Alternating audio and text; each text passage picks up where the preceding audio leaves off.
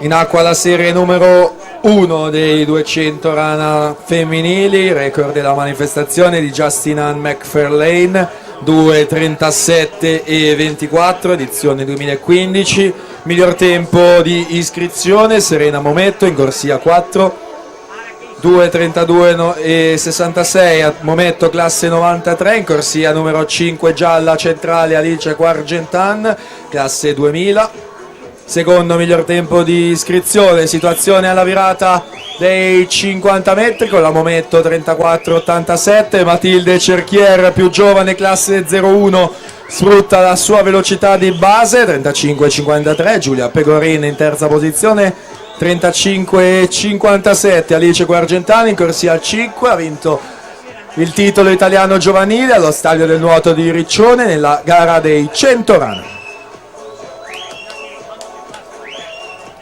Serena Mometto 1:13,85 il suo passaggio, 38,98 i suoi secondi 50 metri, Matilde Cerchier 40,37, Giulia Pegorin 40,89.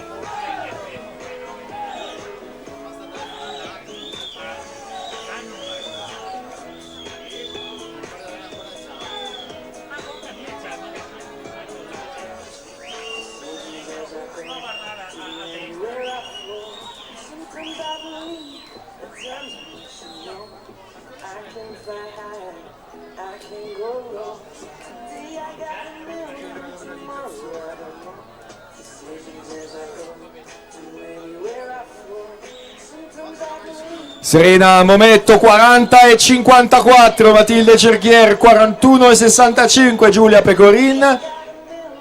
in terza posizione 42,70, invariate le prime tre posizioni alla virata dei 150, il record della manifestazione 2:37,24,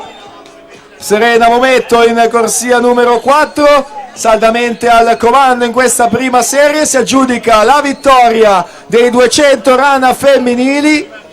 in 2:34,97, quindi cade un altro record della manifestazione, a timbrarlo Serena Mometto. Matilde Cerchier dalla prima corsia è seconda con 2:39,34 e poi Giulia Pegorin